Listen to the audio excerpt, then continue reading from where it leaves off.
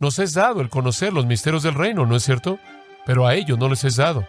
Tenemos lo que ellos necesitan. Y Pablo dijo en 2 Corintios 5, conociendo por tanto el terror del Señor, persuadimos a los hombres.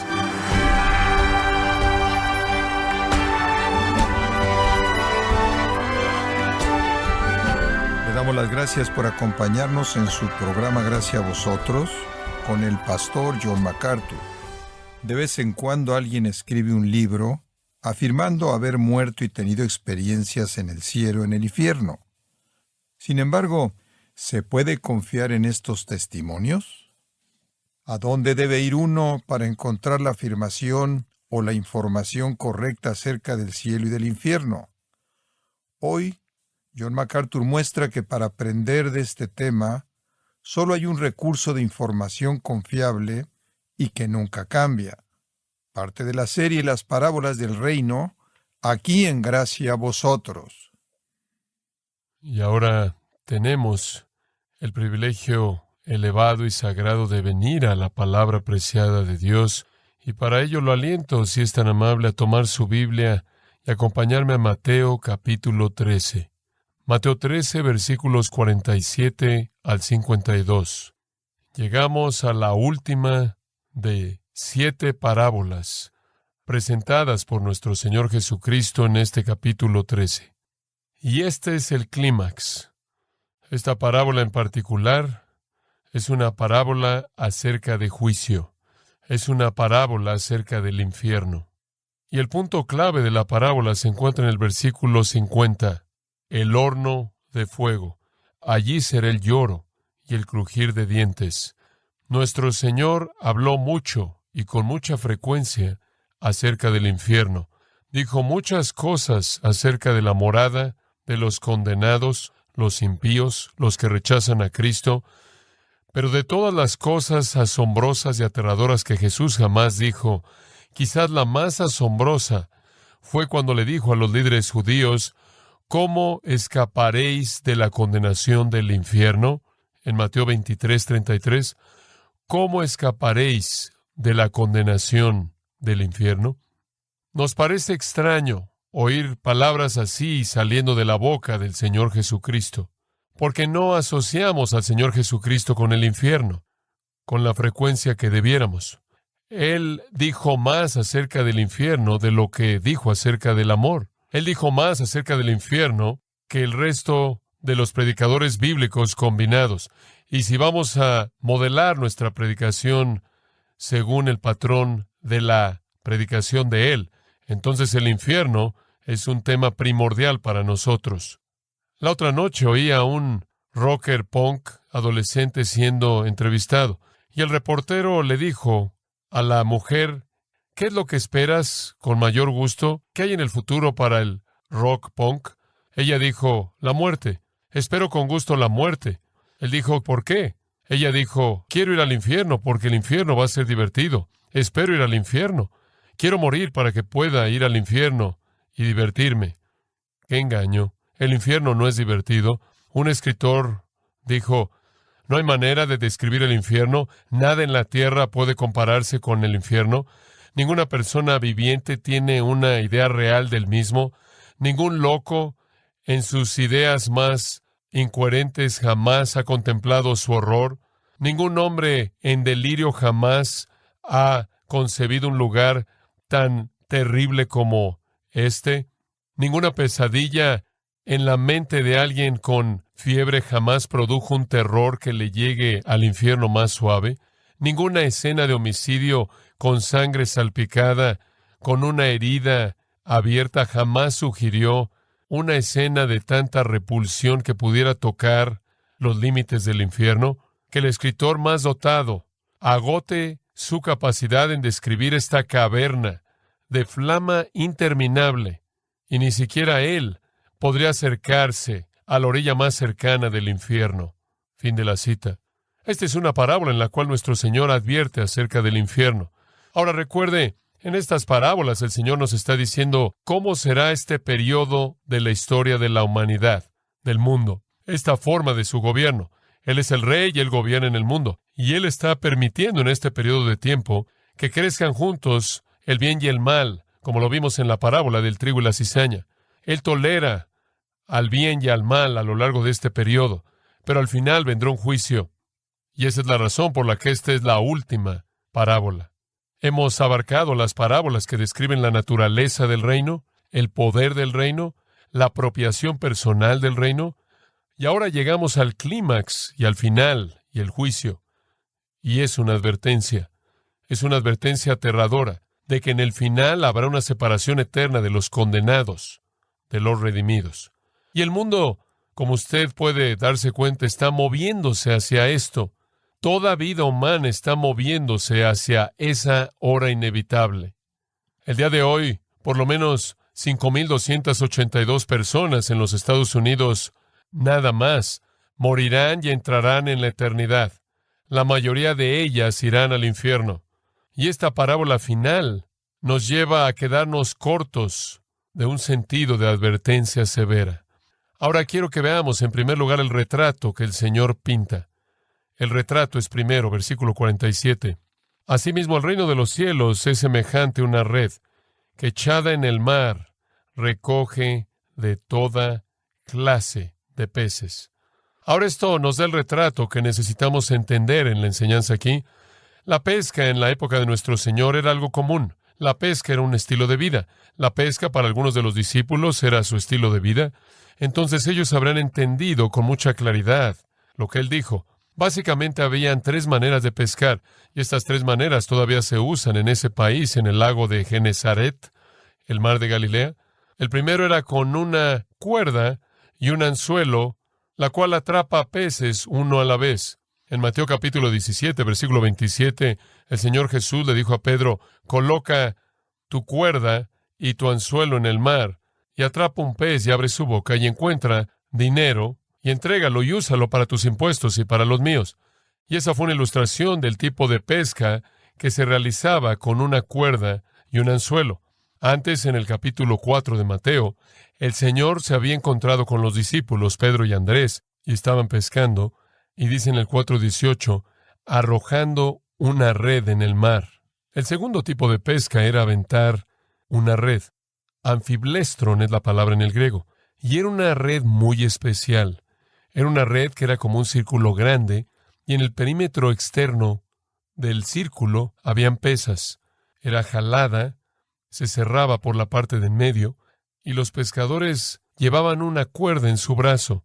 La red se envolvía, el hombro estaba envuelto por la red, y conforme los peces llegaban a la costa y arrojaban la red, y se habían vuelto, claro, tan diestros en ello que entraba al agua como un círculo grande, y conforme se hundía hacia la parte de abajo, capturaba, conforme los pesos jalaban las orillas, a todos los peces que estaban en esa área. Entonces el pescador observaba hasta que veía la escuela de peces, y después él giraba eso, y así abría su círculo completo y capturaba a los peces. Y después la cuerda que tenía en su muñeca era jalada y cerraba la red hasta que tenía una especie de costal, y él jalaba la red a la costa llena de la pesca. Y esa es la red que nuestro Señor usó para hablar de ser pescadores de hombres. Arrojen la red y atrapen hombres para Cristo y métanlos. Pero esa no es la red que es usada aquí. Ese es un término completamente diferente en el griego. Este término es un término único. Es el término sahene. Y tiene que ver con lo que era llamada una red saine o una red de otro tipo. Es un término muy distintivo. Habla de una red muy, muy grande. Ahora, cuando digo grande, realmente quiero decir grande. Lenski, el comentarista, dice que algunas de estas redes cubrían un área de 800 metros. Eran redes muy grandes. Una red que no podía ser usada con la mano de un hombre. Cómo era usada es muy simple de entender. Un extremo de esta gran red se encontraba amarrado a la costa. El otro extremo estaba amarrado a un barco. Conforme salía el barco de la costa, jalaba la red de tal manera que la red fuera estirada entre el barco que estaba ya en el lago y el otro extremo que estaba enganchado a la costa. Después el barco comenzaba a moverse en un círculo, y conforme se movía en un círculo, muchas criaturas marinas eran atrapadas enfrente de la red. Y al terminar un círculo entero, regresaba hasta donde estaba enganchada. Habría recolectado en esa red entera todas las criaturas que estaban en esa parte del agua que cubrían esa red. Debido a que la parte de arriba de la red tenía flotadores, flotaba en la superficie del agua. La parte de abajo de la red tenía pesas y por lo tanto se hundía hasta el fondo, de tal manera que la red se movía a lo largo del agua como un muro vertical que capturaba todo. Ahora, lo que nuestro Señor quiere que entendamos en esta red, básicamente son dos cosas. Una es el tamaño inmenso de la red, y dos es el hecho de que mete todo, un conglomerado, una pesca inclusiva. Ahora, una vez que esto ha sucedido, y el barco se ha movido a lo largo del agua, y este muro vertical grande ha metido todo, tanto vivo como muerto, algunas veces se hundía hasta el fondo y jalaba todo tipo de cosas, algas, toda forma de vida que habría estado ahí sería atrapada en esa red. Después regresa a la costa, y en ese punto se nos presenta el versículo 48. Y una vez llena, la sacan a la orilla, y sentados, recogen lo bueno en cestas, y lo malo lo echan fuera. Ahora, el personaje central de la parábola es un grupo de pescadores. Están en la costa en el versículo 48. Y yaciendo ahí, a la orilla del agua, está esta red enorme que se acaba de sacar. Y literalmente está empapada y llena de vida, llena del conglomerado de criaturas que han sido sacadas del agua. Y después comienza un proceso muy lento, deliberado, cuidadoso, paciente, sin presión, preciso, que ejerce conocimiento.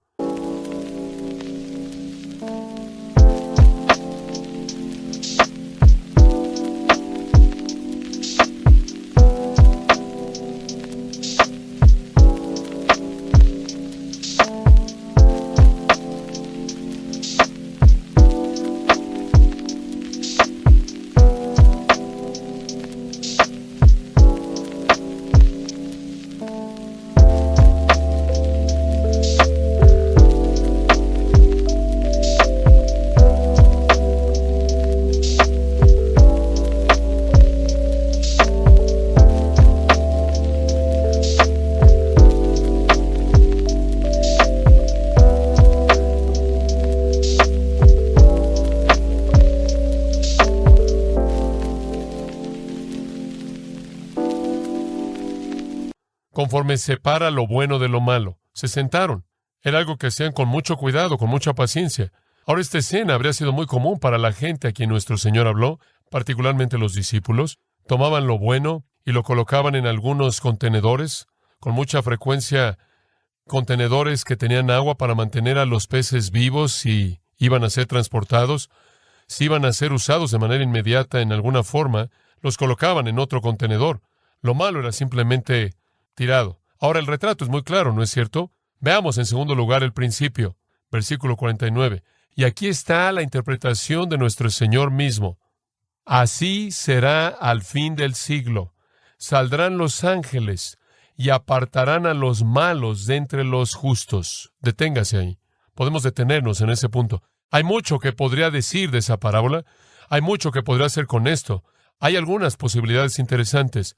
Pero el Señor solo está interesado en un elemento, y es el proceso de separación que se llevó a cabo en la costa como un retrato de la separación angélica en el juicio. Eso es en lo que Él se está enfocando.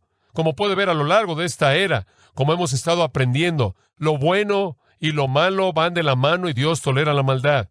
Pero el tiempo está por venir, cuando Él hará una separación entre aquellos que conocen al Rey y los súbditos del Rey y conocen al Señor Jesucristo y aquellos que no lo conocen.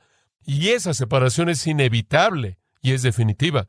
Y poco a poco, de manera imperceptible y silenciosa, esa red se mueve a lo largo del agua del tiempo, metiendo, jalando, capturando a todo hombre a las costas de la eternidad para esa separación inevitable. Ese es el principio. La red mete a todo tipo de peces. No indiscrimina en el sentido de que simplemente atrapa todo lo que está a su paso. Y entonces dice en el versículo 47, El reino de los cielos es semejante a una red. Se mueve silenciosamente a lo largo del mar de la vida, atrapando a hombres casi sin que ellos lo sepan, hasta llevarlos a la costa de la eternidad. Y para cuando despiertan, para saber qué está pasando, es demasiado tarde. Ya están ahí. Son metidos en la separación.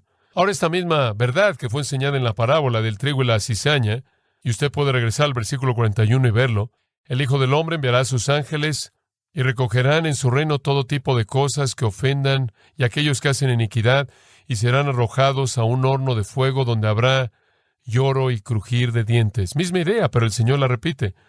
Ahora, lo único espiritual que el Señor señala en esta parábola es ese último acto de los pescadores.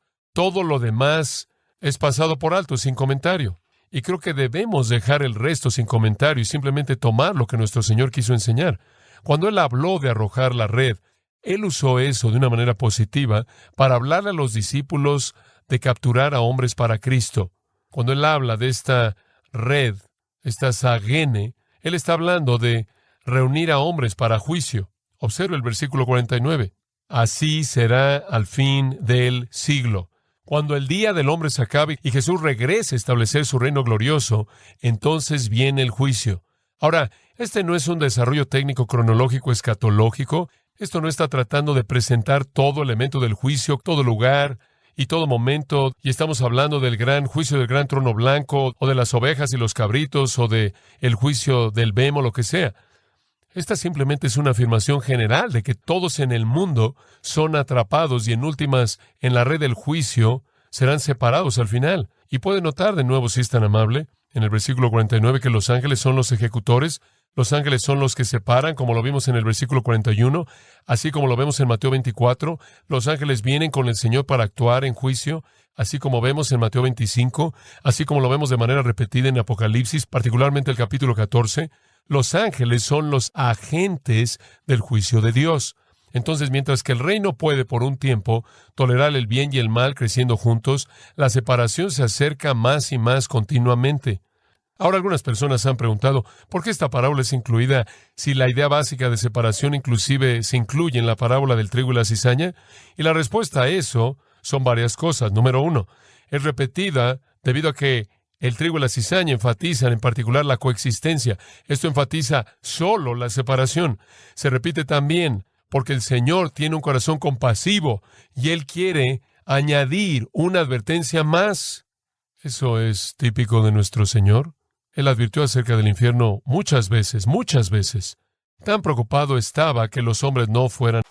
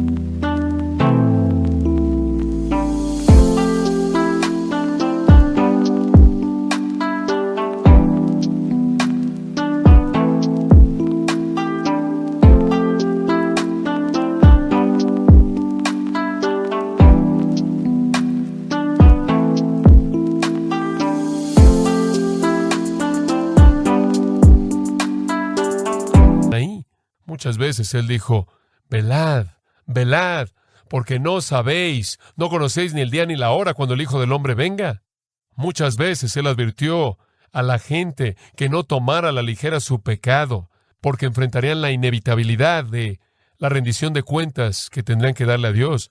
Él fue lo suficientemente compasivo como para ver a los hombres camino a la condenación y los llamó. Y entonces esa es la razón por la que esto está aquí. Enfatiza la separación, que es el final de este siglo, y le da al Señor una oportunidad de liberar ese corazón compasivo. Como puede ver, la Biblia dice que Dios no se agrada en la muerte del impío. La Biblia dice que Él no quiere que ninguno perezca. La Biblia dice que Dios, nuestro Salvador, quiere que todos los hombres sean salvos. Jesús lloró por Jerusalén y dijo, oh, Jerusalén, Jerusalén, cuánto quise reunir a tus hijos como la gallina reúna sus polluelos, pero no quisisteis venir a mí. Él dijo de manera reflexiva, para que tengáis vida eterna. Su corazón de compasión es uno que advierte porque ama. Ahora observe de nuevo, el reino de los cielos es como una red. Y puede ver usted lo vívido que es este retrato. Esa red se mueve a lo largo del mundo. Es invisible para aquellos que lo rodean. Es invisible para aquellos que todavía no pueden ver. Y si acaso toca la parte de atrás, la espalda de un pez, el pez simplemente se mueve un poco más hacia adelante y disfruta la libertad de las cosas que son de él de manera permanente. Y los hombres viven en este mundo imaginando que son libres, satisfaciendo sus propios deseos, yendo de aquí para allá conforme ellos quieren, con poco conocimiento que la red se acerca más y más y más. La gente flota en la libertad del mar amplio y abierto de la vida sin conocer las líneas invisibles del juicio que se acercan más y más, y cada vez que son tocadas por ello, se alejan un poco más, y son tocados una vez más, y se alejan un poco más, y finalmente son movidos una vez, y llegan al otro lado porque se está moviendo hacia la costa, y después los peces de manera salvaje pueden buscar el mar solo para ser atrapados una vez más en la misma red, finalmente para ser llevados a la costa, aunque están moviéndose de lado a lado y entran a una muerte silenciosa. Y así es. Los hombres quizás no perciben el reino, quizás no ven a Dios moviéndose en el mundo, pero se está moviendo. Y con mucha frecuencia los hombres, cuando son tocados por el Evangelio de Jesucristo o amenazados con la amenaza del juicio, huyen a la libertad que creen que tienen por delante. Pero tarde o temprano regresan a la misma red, porque no hay libertad ahí, y de manera inevitable se están moviendo hacia el juicio. Todos los hombres son atrapados por la red del reino en últimas, los va a incluir a todos, y Dios, junto con sus ángeles, separará. Ahora eso me lleva a un tercer pensamiento, y ese es el peligro. El peligro. Versículo 50. Y los echarán en el horno de fuego. Allí será el lloro y el crujir de dientes. Ahora ese es un versículo aterrador, y le confieso que me afecta a mí tanto como le afecta a cualquier otra persona. Es un versículo aterrador, horrendo. Y si hay alguna doctrina en la Biblia que usted no quisiera que estuviera ahí, es la doctrina del infierno. Pero eso no la elimina. Está ahí. Y este es el corazón, esta es la médula del asunto. Los echarán en el horno de fuego. Esas son palabras aterradoras por parte de nuestro Señor. Y sin embargo habló más del infierno que cualquier otra persona. Y creo que hay una razón. ¿Sabe lo que creo? Yo creo que si Jesús no nos hubiera enseñado del infierno, no le creeríamos al que hubiera hablado del infierno. Tenía que ser Él. Es tan inconcebible. Nos causa tal repulsión. No podemos concebir una condenación eterna. Y tenía que ser nuestro Señor quien dijera esto. De lo contrario, nunca podríamos haberlo aceptado. Fue su propio énfasis especial. Y Él fue un predicador del infierno. Más que cualquier otra cosa, Él amenazó a los hombres con el infierno. Y si usted no cree que así lo hizo, entonces no ha estado observando con cuidado su ministerio. No me acompañe, simplemente escuche y escriba los versículos si gusta. Pero escuche lo que dijo en Mateo 5:22. Él dijo, y todo aquel que diga necio estará en peligro del fuego del infierno. En el versículo 29 del capítulo 5, si tu ojo derecho te es ocasión de caer, sácalo y échalo de ti, porque es mejor que uno de tus miembros perezca y no que todo tu cuerpo sea echado al infierno. Versículo 30, y si tu mano derecha te es ocasión de caer, quítala y échala, porque es mejor que uno de tus miembros perezca y no que todo tu cuerpo sea echado al infierno. En el capítulo 7, versículo 27, él dijo, y la lluvia descendió, y sopló el viento, y golpeó en aquella casa, y cayó, y grande fue su caída. Y esa también es una referencia a la condenación. En el capítulo 8, versículo 12, los hijos del reino serán echados a las tinieblas de afuera. Ahí será el lloro y el crujir de dientes. Capítulo 11, versículo 20, él comenzó a condenar a las ciudades en las que había hecho más obras, porque no se arrepintieron. Y él les dice, serán derribados al infierno. Estas son palabras serias de nuestro Señor. Lo mismo es el caso en el capítulo 12, dice en el versículo 36, toda palabra ociosa que los hombres hablen, darán cuenta de ella en el día del juicio, porque por tus palabras serás justificado y por tus palabras serás condenado. Él habla acerca de un demonio que deja un hombre, y después 7 más regresan, que son más impíos que él, y el postrer estado del hombre es peor que el primero, así será para esta generación impía. En el capítulo 18, y estos son ejemplos, dice, todo aquel que haga tropezar a un pequeño de estos que creen en mí, será mejor que se amarrara una piedra de molino y sea hundido en la profundidad del mar. Y después Él regresa a hablar de ser arrojado al fuego eterno en el versículo 8, ser arrojado en el fuego eterno del infierno, versículo 9, capítulo 18. Esta fue una parte constante de lo que nuestro Señor enseñó. Y usted va al capítulo 21, versículo 43. El reino de Dios será quitado de vosotros y será dado una nación que dé frutos del mismo. Y todo aquel que caiga en esta piedra será quebrantado, pero aquel sobre quien caiga lo hará pedazos. El capítulo 23 habla del infierno de manera repetida. Capítulo 24, capítulo 25, Marcos capítulo 9, Lucas capítulo 6, Lucas capítulo 12, Lucas capítulo 16. Simplemente sigue y sigue y sigue. Jesús contó una historia entera acerca de un hombre que murió y se fue al infierno, estando en tormento, y clamó porque alguien viniera con agua y refrescara su lengua.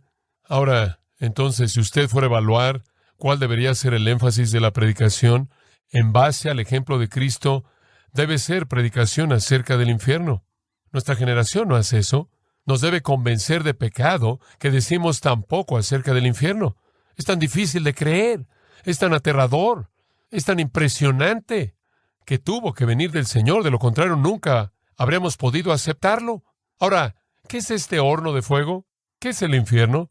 El infierno es un lugar de tormento sin alivio. Es un lugar de tormento sin alivio. Es un lugar de miseria horrenda. Y la Biblia lo define como tinieblas de afuera. Eso es un foso de oscuridad profunda, oscuridad que está lejos de la luz, una oscuridad impenetrable, una oscuridad que engloba todo. Y esa oscuridad sin la esperanza de luz para siempre. ¿Alguna vez ha estado en la oscuridad y ha anhelado porque llegue la luz del día? ¿Alguna vez ha estado en la oscuridad y ha anhelado que alguien encienda una luz? Estar en ese tipo de oscuridad que engloba todo y saber que durante todos los siglos de la eternidad nunca será la luz. Así es como nuestro Señor describe el infierno. Una oscuridad sin alivio por los siglos, sin esperanza de luz, sin esperanza del amanecer. Y la Biblia también dice que es un fuego. Ahora, no es un fuego que conocemos como fuego, quemar algo en este mundo, pero el fuego es la manera en la que Dios lo describe, porque es un tipo de fuego sin alivio, que atormenta, más terrible que cualquier fuego que jamás conoceremos. Pero el fuego describe el tormento de los condenados. La oscuridad describe el tormento de los condenados. No hay luz, jamás. Jamás.